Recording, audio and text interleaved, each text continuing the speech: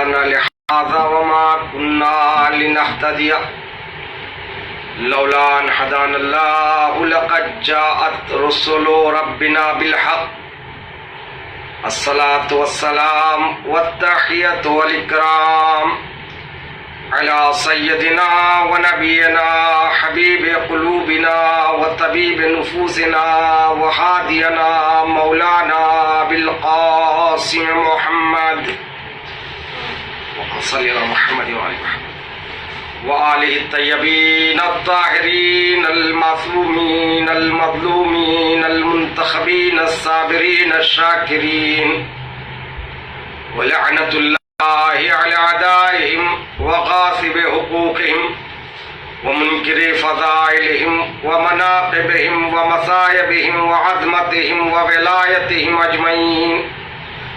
أما بعد، فقد قال الله تعالى وتبارك في كتابه الكريم وهو أصدق القائلين قوله الحق. بسم الله الرحمن الرحيم. شهر رمضان الذي انزل فيه القرآن. صلوات پر محمد و آل محمد کی شان میں اللہم صلی علی محمد و آل محمد. قبل اس کے کہ گفتگو کا آغاز کروں، آپ تمام حضرات سے گزارش ہے کہ ایک مرتبہ سورہ حمد، 3 مرتبہ سورہ اخلاص کی تلاوت فرما کر مرحوم اعظم شریف بیگ تصدق حسین، مرحومہ خورشید بیگم، میر زین الدین اور سرزاد بیگم، میر مہدی حسین، میر نور الدین علی الحسینی، ان تمام مرحومین کے لیے ایک مرتبہ سورہ حمد، 3 مرتبہ سورہ اخلاص کی تلاوت فرما کر ان کے ارواح پاک کو ایثار فرمائیں. بسم اللہ الرحمن الرحیم. الحمدللہ رب العالمین الرحمن الرحیم مالک یوم الدین. ایاک نعبد و ایاک نستعین. اہدنا الصراط المستقیم صراط الذین انعمت علیہم غیر المغضوب علیہم ولا الضالین. بسم اللہ الرحمن الرحیم. قل هو اللہ احد اللہ الصمد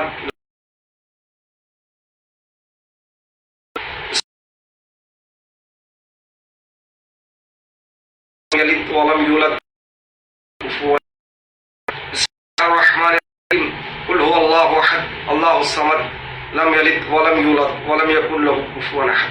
صلوات پڑھیں محمد و آل محمد کی شان میں. حضرات گرامی قدر، ماہ مبارک رمضان ہے. میں خصوصی طور پر انجمن سپاہی امام مہدی اور مسجد حسین وجے واڑہ کا شکر گزار ہوں. ان کے وسیلے سے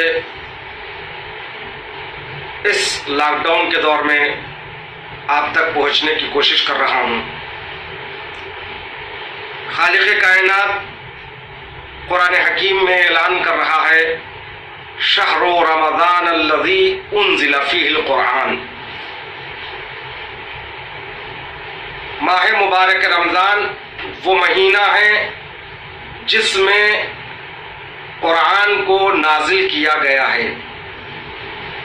عزیزان محترم، یقیناً مجھ سے پہلے جن جن ذاکرین نے آپ سے خطاب کیا، ماہ مبارک رمضان سے متعلق، قرآن کریم سے متعلق تفصیلات کو بیان کیا ہوگا. انشاءاللہ میری آج کی گفتگو کا محور بھی قرآن کریم ہے. پروردگار عالم نے اس مہینے میں قرآن کریم کو نازل کیا. اس مہینے کی جو سب سے اہم خاصیت ہے وہ 2 ہیں. ایک روزوں کا واجب قرار دینا، اور دوسری خصوصیت قرآن کریم کا نزول. خطبہ شعبانیہ میں رسول اسلام بھی اسی کی جانب اشارہ فرما رہے ہیں. دعا کرتے ہوئے فرماتے ہیں، ان یوفقکم لصیامہ و تلاوت القرآن. پروردگار عالم تم کو موفق کرے، تمہیں توفیق دے اس مہینے میں روزہ رکھنے کی اور قرآن کریم کی تلاوت کرنے کی. اس مہینے میں دونوں چیزیں ہیں جہاں پروردگار عالم یہ اعلان کر رہا ہے یا ایھا الذین آمنوا کتب علیکم الصیام کما کتب علی الذین من قبلکم لعلکم تتقون. اے صاحبان ایمان، تم پر روزوں کو واجب قرار دیا گیا، تم پر روزوں کو فرض قرار دیا گیا جس طرح تم سے پہلے والے لوگوں پر واجب قرار دیا گیا. کیوں؟ لعلکم تتقون، تاکہ تم صاحب تقوی بن سکو. عزیزان محترم، اس مہینے کی یہی دو اہم چیزیں ہیں، ایک روزہ اور دوسری چیز نزول قرآن. آئیے آج کی گفتگو میں انہی دو چیزوں کو ہم سمجھنے کی کوشش کریں. روزہ یہ فارسی اور اردو کا لفظ ہے. روز سے ہے روزہ، جیسے دن کہتے ہیں اردو میں، اسی طرح فارسی میں روز کہتے ہیں اور اردو میں بھی روز کہتے ہیں. اسی روز سے روزہ بنا. روزہ اس لیے کہتے ہیں یہ پوری عبادت روز کی عبادت ہے. سورج نکلنے سے پہلے، بلکہ سورج کیا طلوع فجر سے پہلے، طلوع فجر کے ساتھ اس عبادت کا آغاز ہوتا ہے اور آفتاب کے غروب ہونے تک یہ عبادت کا انجام ہے. یہ آخری وقت ہے. یعنی روزہ کب سے کب تک ہے؟ صبح صادق سے لے کر اذان مغرب تک. یہ پورا مکمل دن ہے. یہ دن کی عبادت ہے، روز کی عبادت ہے، لہذا اس کو روزہ کہا جاتا ہے. لیکن اس کا اصل نام عربی میں ہے صوم. صوم کہتے ہیں رکنا. صوم کے معنی ہے رک جانا. اب صوم سے مراد فقہ میں ان چیزوں سے رکنا جن سے روزہ باطل ہو جاتا ہے، جیسے کھانا پینا. یہ پورے وقت میں آپ کھانے سے رکنا ہے، پینے سے رکنا ہے، اور بھی تین اور بھی چیزیں ہیں، 9 چیزیں ہیں جو روزے کو باطل کر دیتی ہیں. 9 چیزوں سے اپنے آپ کو بچا لینا یہ روزہ ہے. تو عزیزان محترم، صوم کی جمع صیام ہے. پروردگار عالم یہی اعلان کر رہا ہے یا ایھا الذین آمنوا کتب علیکم الصیام. اے صاحبان ایمان، تم پر روزوں کو، صوم کی جمع صیام ہے، تم پر روزوں کو اس مہینے میں واجب قرار دیا گیا ہے. البتہ اس مہینے میں کہہ رہا ہوں تو اس مہینے میں اللہ نے روزوں کو واجب قرار دیا ہے.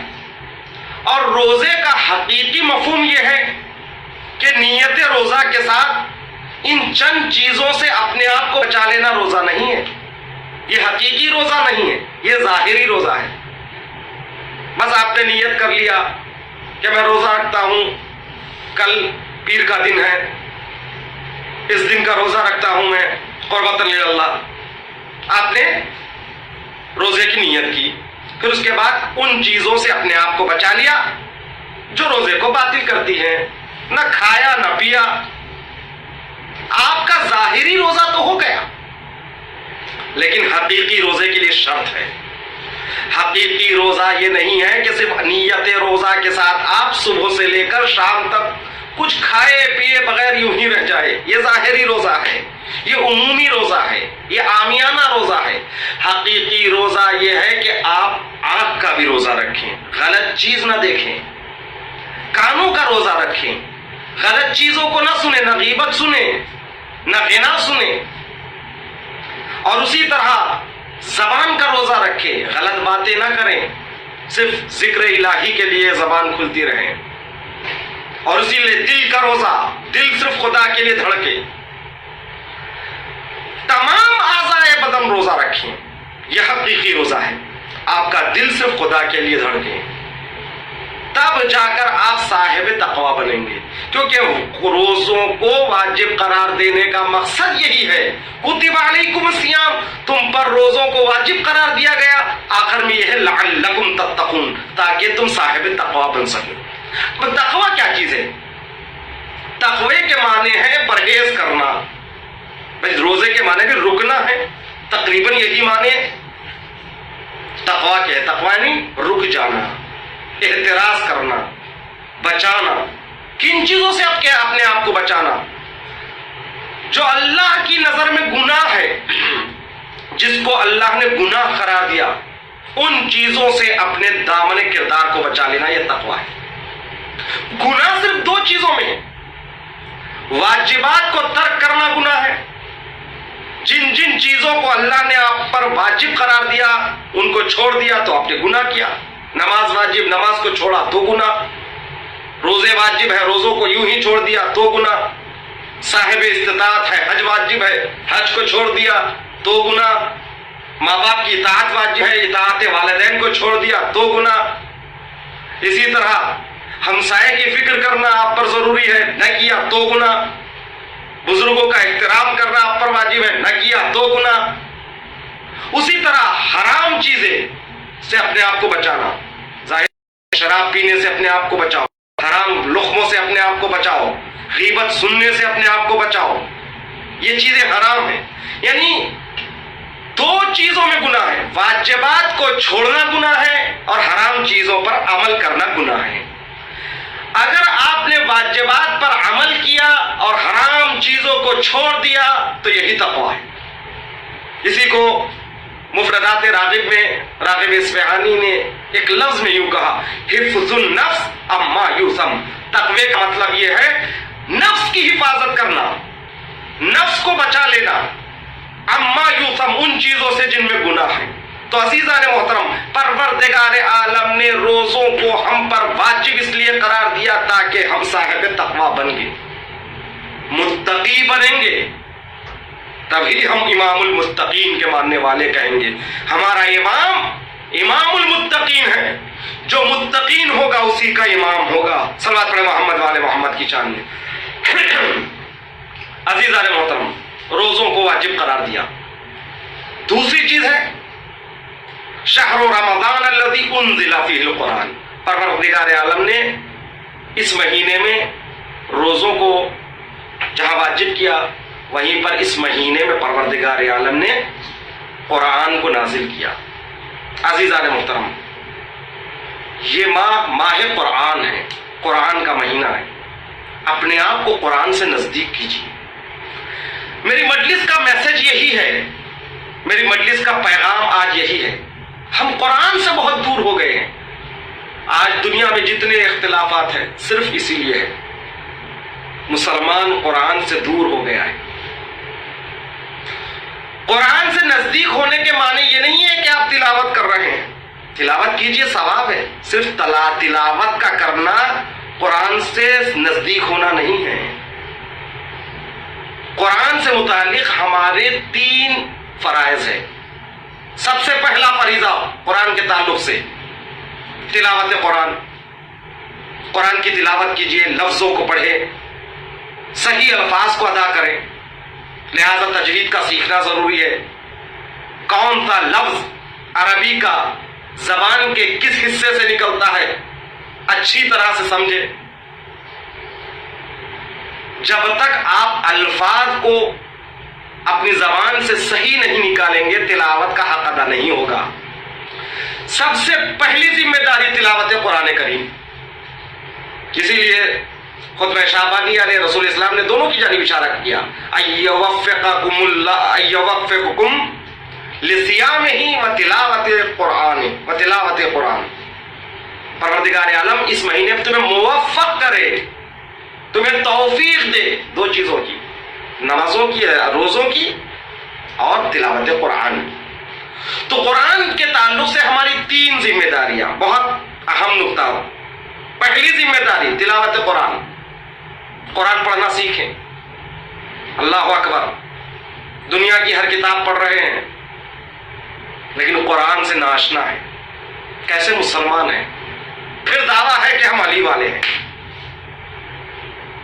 جبکہ رسول اسلام نے یہ فرمایا علی مع القرآن والقرآن مع علی. علی قرآن کے ساتھ ہے، قرآن علی کے ساتھ ہے.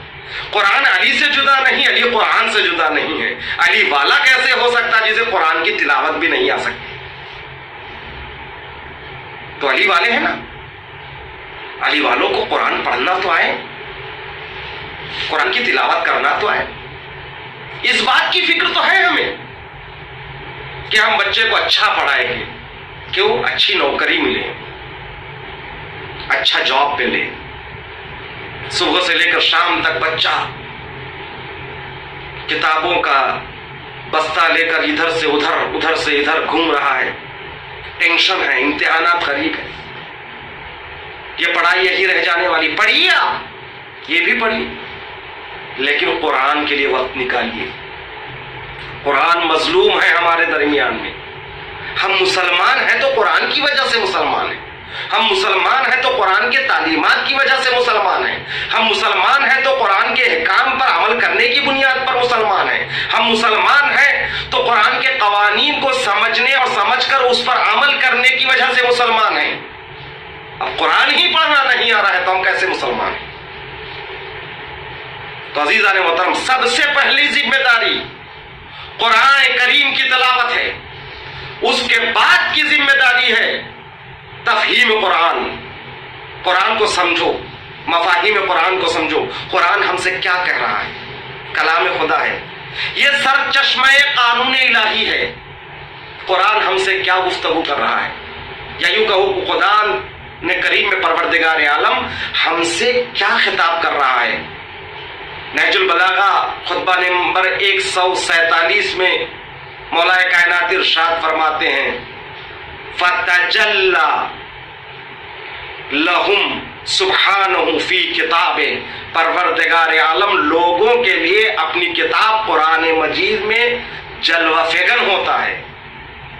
قرآن کریم میں اللہ کے جلوے ہیں. اللہ اکبر. یہ جہاں مہینہ ماہ قرآن بھی ہے وہاں ماہ دعا بھی ہے. دعا بھی کرو، قرآن بھی پڑھو، لیکن دعا اور قرآن میں ایک فرق ہے.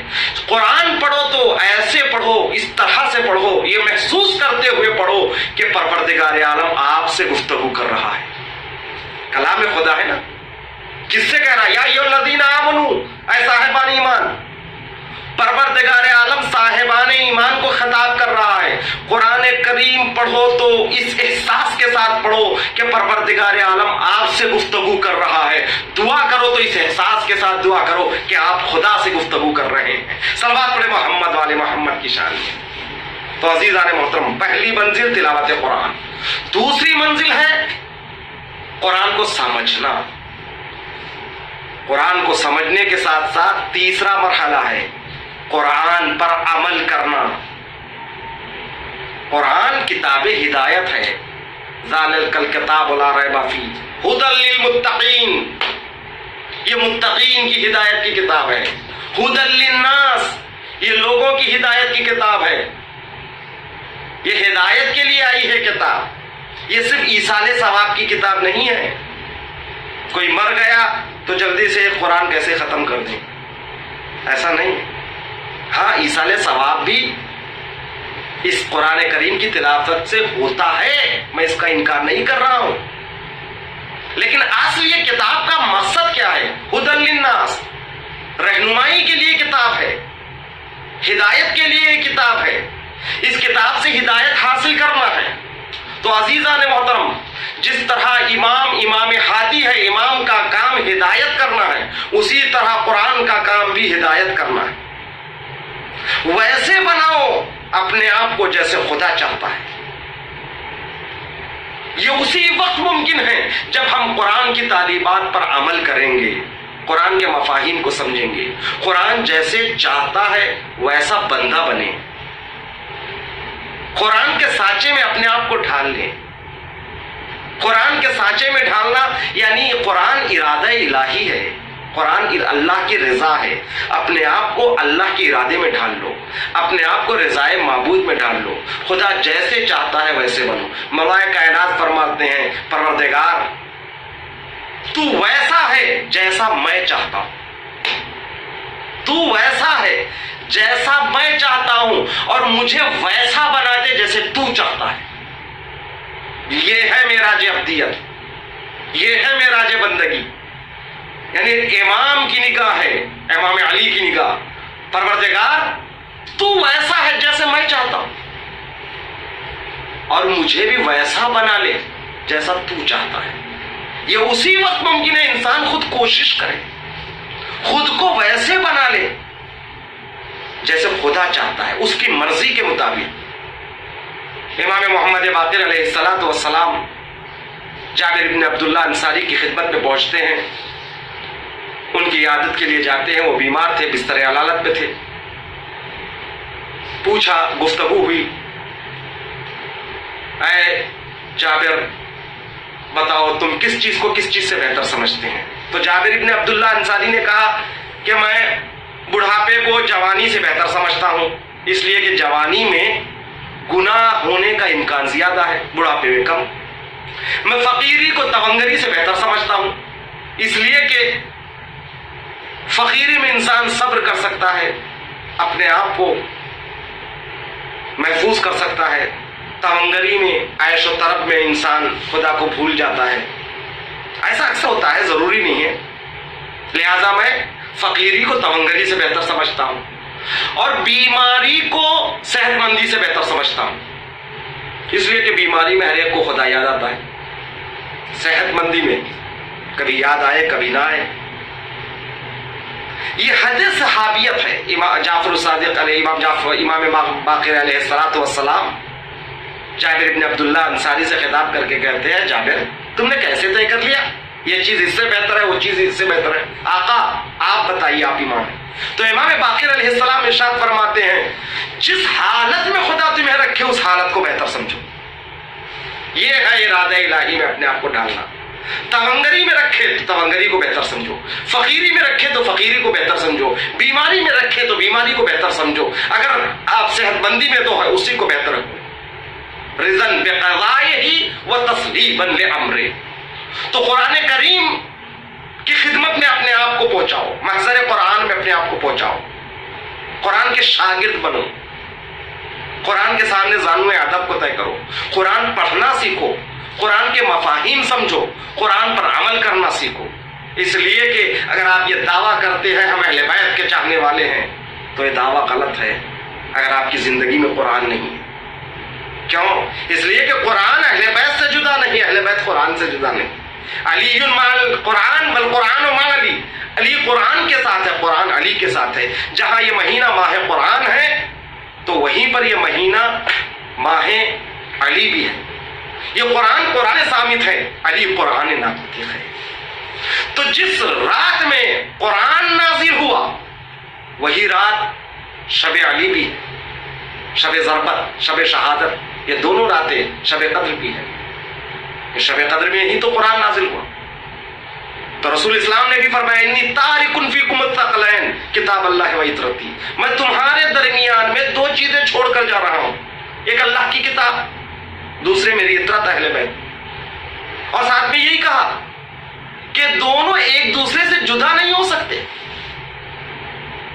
ہمیشہ قرآن اہل بیت کے ساتھ ہے, اہل بیت قرآن کے ساتھ ہے, یہ دونوں ایک دوسرے سے جدا نہیں ہو سکتے. اب ہماری ذمہ داری کیا ہے؟ فَإِن تَمَسَّكْتُمْ بِهِمَا لَن تَضِلُّوا بَعْدِي. رسول فرماتے ہیں فَإِن تَمَسَّكْتُمْ بِهِمَا, اگر تم ان دونوں سے متمسک ہو جاؤ, یعنی ان دونوں سے قریب ہو جاؤ, ان دونوں کو اپنا لو, لن تضلوا بعدی, تو میرے بعد یعنی نبی کے بعد امتی گمراہ نہیں ہو سکتا.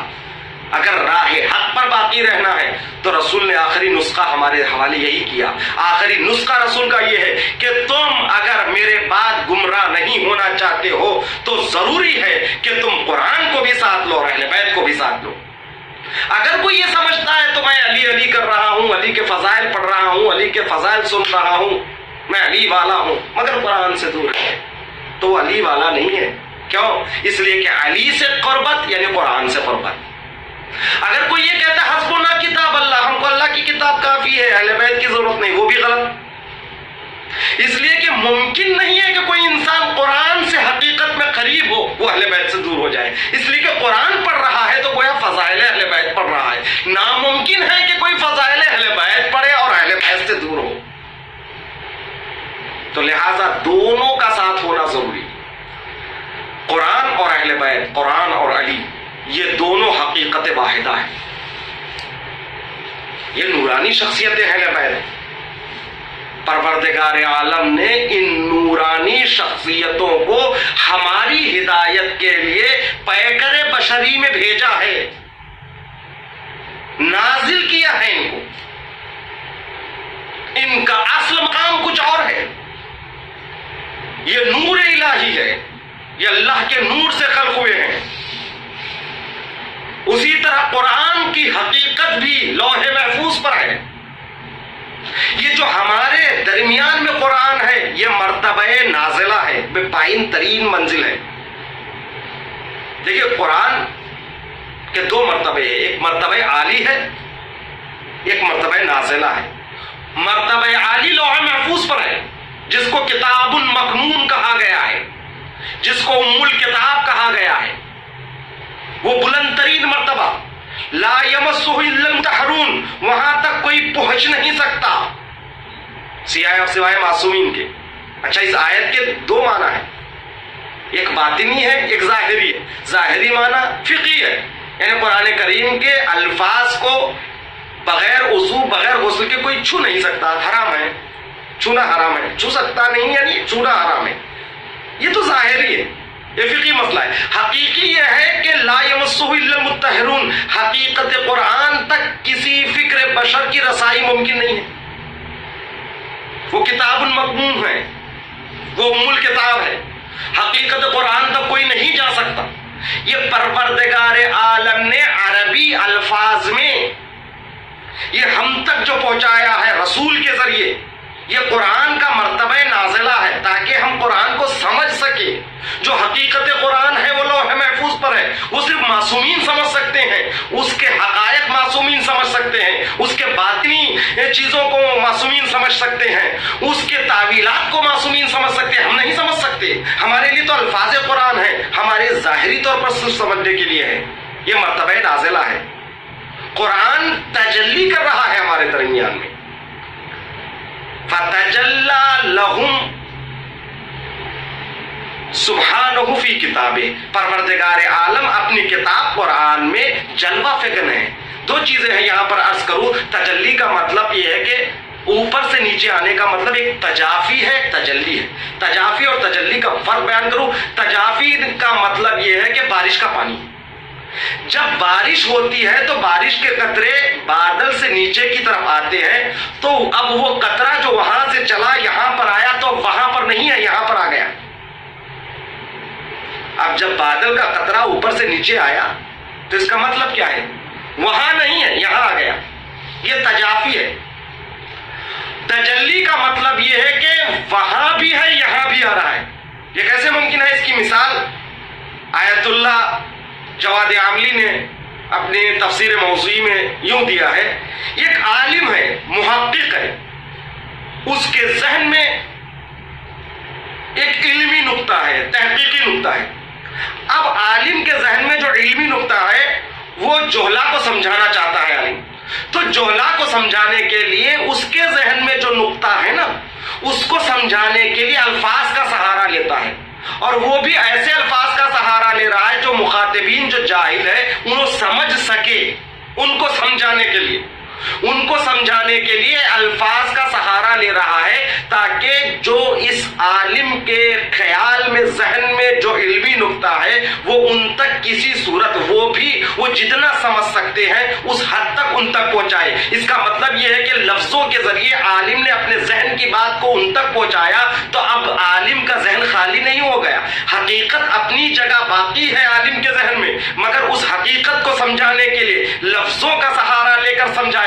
اسی طرح حقیقت قرآن جو ہے لوح محفوظ پر محفوظ ہے، اور اس کے بعد پروردگار عالم نے 23 سال رسول اسلام پر قرآن کو لفظوں کی شکل میں، الفاظ کی شکل میں بھیجا تاکہ ہماری ہدایت ہو سکے. صلوات پڑھے محمد والے محمد کی شان میں. تو عزیزان محترم، عرض یہ کرنا ہے کہ جس طرح قرآن کی حقیقت محفوظ ہے اسی طرح قرآن تک کوئی نہیں پہنچ سکتا ہے. اسی طرح امام کی حقیقت بھی اللہ کے پاس محفوظ ہے. حقیقت امام کو کوئی نہیں پہچان سکتا. تبھی تو رسول نے کہا یا علی، خدا کو کسی نے نہیں پہچانا سوائے میرے اور تمہارے، اور مجھ کو کسی نے نہیں پہچانا سوائے خدا کے اور تمہارے. ہے اور تم کو کسی نے نہیں پہچانا سوائے خدا کے اور میرے. اس کا مطلب ہے کہ امام کو بھی کوئی سمجھ نہیں سکتا, حقیقت قرآن کو بھی کوئی سمجھ نہیں سکتا. اب جو ہم قرآن کو سمجھ رہے ہیں وہ بھی اہل بیت کے تعلیمات کی روشنی میں اسی طرح اہل بیت کو سمجھ رہے ہیں تو ان کے تعلیمات کی روشنی میں, ان کے ارشادات کی روشنی میں سمجھ رہے ہیں. نہ قرآن کو کوئی سمجھ سکتا نہ اہل بیت کو کوئی سمجھ سکتا ہے. صلوات پڑھے محمد والے محمد کی شان. عزیزان محترم, تو واقعاً اگر ہم اس ماہ مبارک میں یہ دو چیزیں ہیں, قرآن کو سمجھیں اور قرآن کے ذریعے امام کو سمجھیں, امام کو سمجھے, امام کے ذریعے قرآن کو سمجھے, یہ دونوں ایک دوسرے سے جدا نہیں ہیں. اسی لیے رسول نے فرمایا علی مع القرآن والقرآن مع علی, علی قرآن کے ساتھ ہے, قرآن علی کے ساتھ ہے. علی قرآن کے ساتھ کیسے ہیں؟ قرآن نے جو حکم دیا, یعنی پروردگار عالم نے قرآن کریم کے ذریعے جو حکم دیا علی نے اس پر عمل کیا. نماز کا حکم ہے, علی نے نماز پڑھی. روزے کا حکم ہے, علی نے روزہ رکھا. زکوٰۃ کا حکم ہے, علی نے زکوٰۃ دی. جتنے احکام قرآن میں ہیں علی نے اس پر عمل کیا. یہ عمل کرنا اس بات کی دلیل ہے کہ علی قرآن کے ساتھ ہے, علی قرآن کے ساتھ ہے. یہ جملہ تو سمجھ میں آ رہا ہے کہ علی قرآن کے ساتھ ہے. اب یہ کیسے سمجھے کہ قرآن علی کے ساتھ ہے؟ یہ سب سے اہم ہے, توجہ چاہتا ہوں میرے عزیزوں. جس طرح حسین منی وانا من الحسین, یہ بات سب کے سمجھ میں آ جاتی ہے کہ حسین رسول سے ہے, کیونکہ رسول نانا ہے, حسین نواسا ہے. لیکن یہ بات ہر کسی کے سمجھ میں نہیں آ سکتی, رسول حسین سے ہے. اسی طرح یہ بات تو سمجھ میں آتی ہے کہ علی قرآن کے ساتھ ہے, علی قرآن کے ساتھ ہے, اس لیے کہ علی قرآن پر عمل کرنے والی شخصیت کا نام ہے. ایسی آیت بھی قرآن کریم میں موجود ہے جس پر عمل کرنے والے تنہا علی ہیں, کسی اور نے عمل نہیں کیا سوائے علی کی. علی قرآن کے ساتھ ہے. مگر یہ کیسے ممکن ہے کہ قرآن علی کے ساتھ ہے؟ قرآن علی کے ساتھ ہے یوں سمجھے کہ کبھی ایسا بھی ہوتا تھا کہ علی عمل کرتے تھے, علی کے عمل کو دیکھ کر قرآن کی صورت میں اللہ آیتوں کو نازل کر کے بتاتا تھا علی تم ہی قرآن کے ساتھ نہیں ہے بلکہ میرا کلام بھی تمہارے ساتھ ساتھ ہے. صلوات پڑھے محمد والے محمد کی شان. تو عزیزان محترم, واقعاً ہماری کوشش امام اور قرآن یہ دونوں کے ذریعے یہ ہے. قرآن اس لیے کہ ہم ہدایت پا جائیں, اور یہی تو دعا ہے سورہ حمد میں, اہدنا الصراط المستقیم, پروردگار صراط مستقیم سیدھے راستے پر ہماری ہدایت فرما. وہ کون سا راستہ؟ صراط الذین انعمت علیہم, وہ راستہ ہے سیدھا راستہ جس پر اللہ نے نعمتوں کو نازل کیا.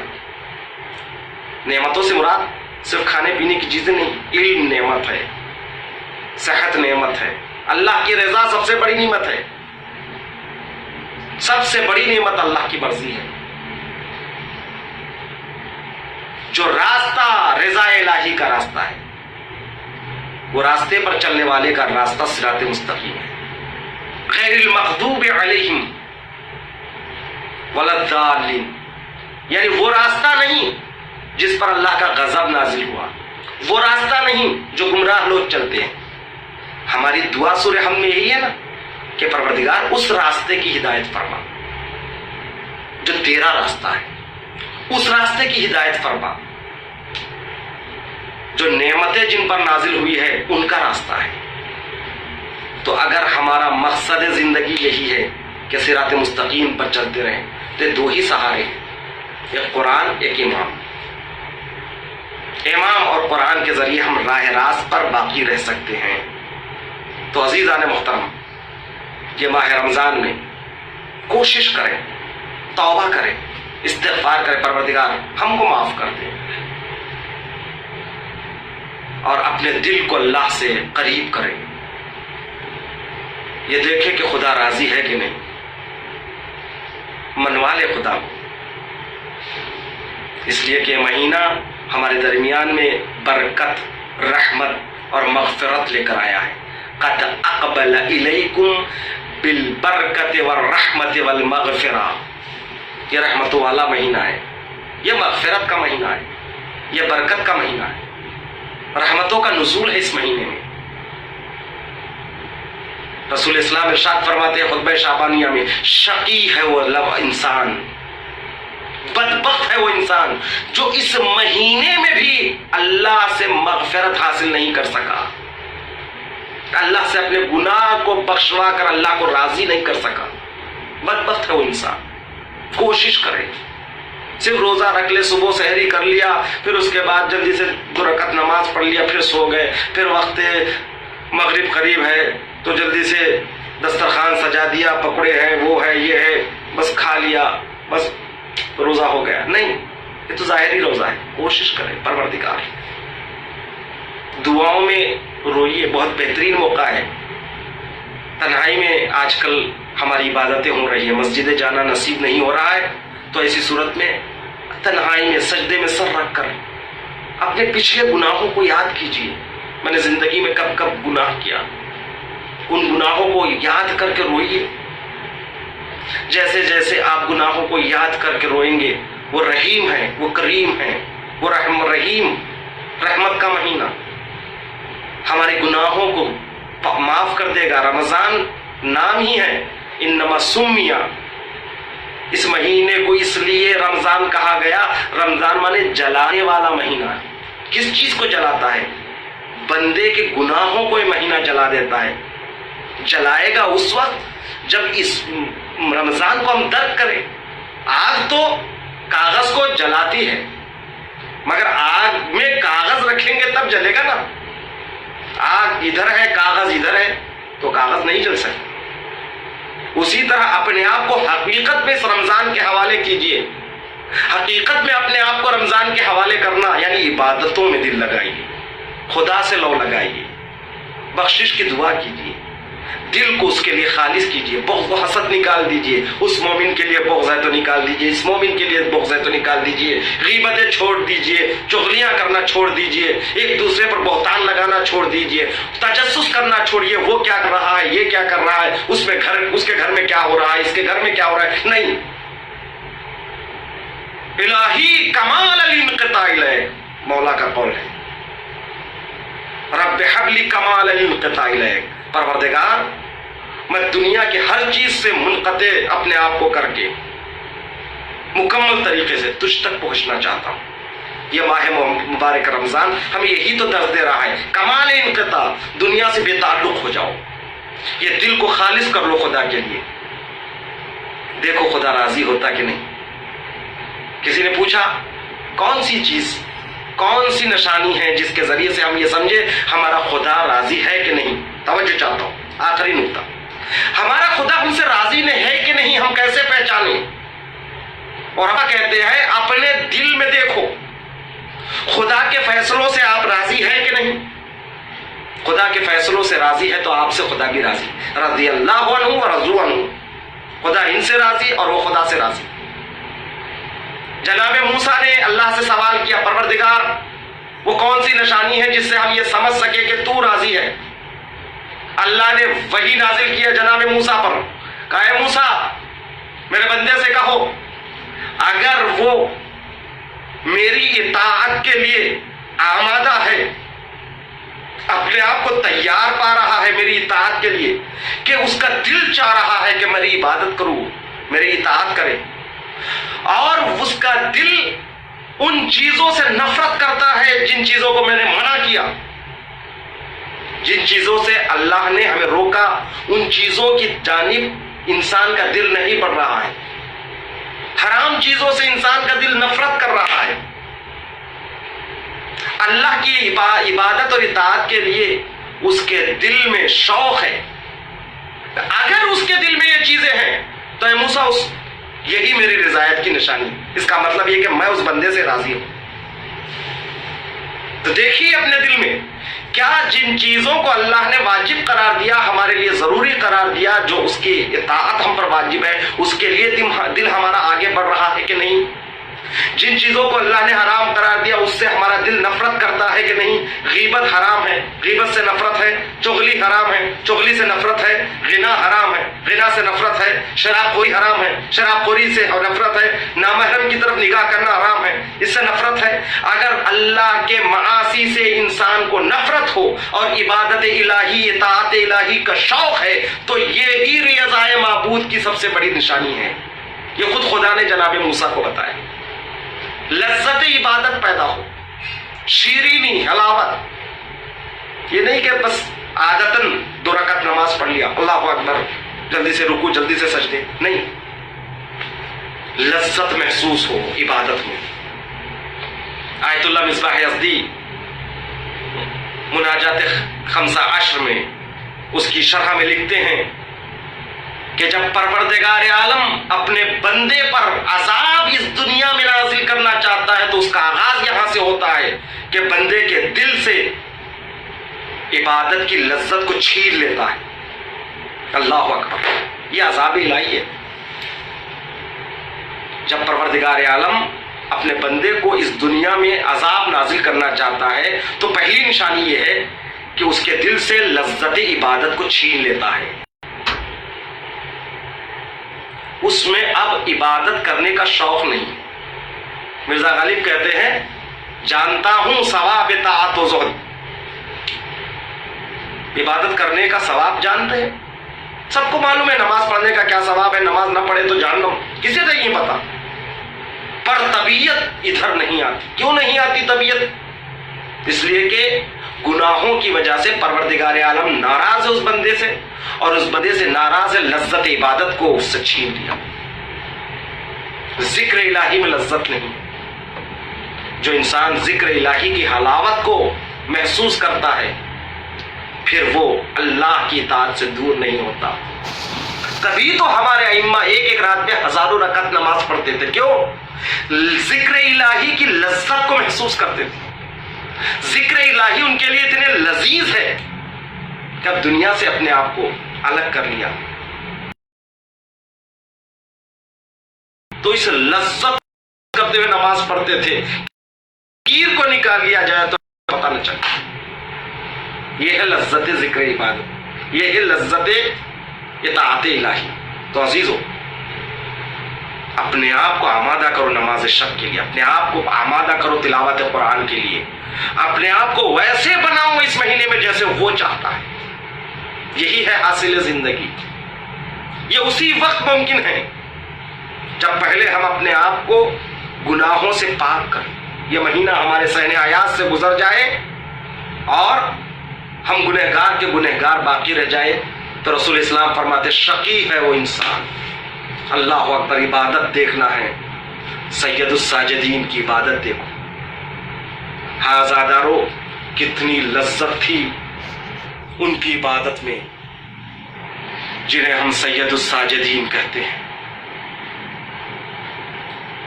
شب عاشور کے بعد شام غریبہ میں جو امام سجاد نے سجدے میں سر جھکایا، 11ویں محرم کو سر بلند کیا، 2 جملے مصائب اور مجلس کو تمام کر رہا ہوں۔ ہاں زادارو، دعا کرو، حالات بڑے پراشوب ہے۔ اللہ اکبر، ان حالات میں ہم فرش عزا پر بیٹھ کر مجلس پڑھ اور سن نہیں پا رہے ہیں، مگر ہاں اس کے ذریعے سے میں آپ تک پہنچ رہا ہوں۔ سید سجاد کی عبادت دیکھیے۔ کسی شاعر نے کہا کربلا کے بعد بھی تم سید سجاد ہو، دوسرا ہوتا تو کہہ دیتا خدا کوئی نہیں۔ اللہ اکبر، عبادت کی لذت کو دیکھو۔ زندان شام میں زینب کھڑی نہیں ہو پا رہی ہے مگر بیٹھ کر نماز شب پڑھ رہی ہے، اونٹوں پر بیٹھ کر نمازیں ادا ہو رہی ہے بیبیوں کی۔ اللہ اکبر، کیسی عبادت اور کیسی لذت عبادت۔ شمر کا خنجر حسین کے گردن پر ہے اور حسین کی زبان ہل رہی ہے کسی ظالم نے کہا دیکھو حسین کہیں ہمارے لیے بد دعا تو نہیں کر رہے ہیں. جیسے ہی کسی ظالم نے اپنے کان کو حسین کے زبان سے قریب کر کے سنا تو کیا سنا؟ حسین کی زبان مصروف عبادت الہی ہے، مصروف ذکر الہی ہے. اس قدر انہوں نے عبادت الہی کی لذت کو محسوس کیا. ہاں عزادارو، اللہ اکبر، کربلا والوں نے عبادت کی کو معراج پر پہنچا دیا ہے. اسی لیے اس سے زیادہ اور کیا معراج ہو سکتی ہے. حسین کا سر قلم ہو گیا، نو کے نیزے پر تلاوت قرآن کر کے بتا رہا ہے ہم امام ہو کر بھی قرآن سے جدا نہیں، قرآن ہم سے جدا نہیں. ہمارا سچا چاہنے والا وہی ہے جو قرآن کو بھی نہیں چھوڑے گا، ہم کو بھی نہیں چھوڑے گا. آزادارو، امام سجاد جب 11ویں محرم کو قافلہ کربلا سے چلا تو ظالم نے حکم دیا اس قافلے کو ادھر سے لے چلو جدھر شہدائے کربلا کے لاشیں بکھرے پڑے ہیں. ہاں اللہ اکبر. سید سجاد ہاتھوں میں ہتھکڑیاں، پیروں میں بیڑیاں، گلے میں خاردار توق، ساربانے عطرت ہتھار بنے ہوئے، ہاتھ میں اللہ اکبر اونٹوں کی مہار لے کر میدان کربلا سے گزر رہے تھے. ایک مرتبہ کیا دیکھا؟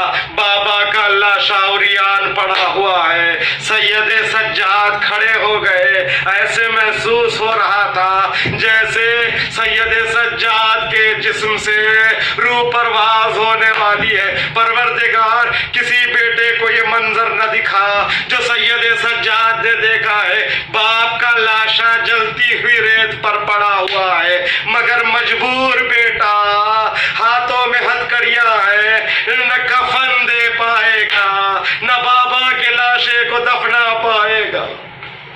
سيعلم الذين ظلموا أي منقلب ينقلبون ربنا إنك أنت السميع. پروردگار واسطہ محمد والے محمد کا اس مجلس کو ہم سب سے قبول فرما. پروردگار تلاوت قرآن کا توفیق عطا فرما. نور ولایت ائمہ، نور تلاوت قرآن سے ہمارے دلوں کو منور فرما. ہمیں جو بیمار ہیں ان کو شفا عطا فرما. پروردگارہ جو بے روزگار ہیں ان کو برسر روزگار فرما. پروردگارہ ہمارے امام کو، رسول کو، اللہ کو ہم سے راضی فرما. پروردگار معرفت کے ساتھ بار بار حج و زیارات کرنا نصیب فرما. ہیں بیماری جو وبا عام جلد سے جلد اس کرونا وائرس کے بعد دنیا سے ختم فرما. امام زمانہ حجت آخر کے ظہور میں تعجیل فرما. ہم سب کو ان کے اعوان و انصار میں شمار فرما. بار دیگر ایک مرتبہ سورہ حمد، 3 مرتبہ سورہ اخلاص کی تلاوت فرما کر آپ سے گزارش ہے کہ ان مرحومین کے لیے ایصال ثواب فرمائے. مرحوم اعظم شریف تصدق حسین مرحوم، خورشید بیگم اور سردار بیگم، میر مہدی حسین، میر نور الدین علی حسینی اور مرز الدین، ان تمام مرحومین مرحومات کے لیے فاتحہ.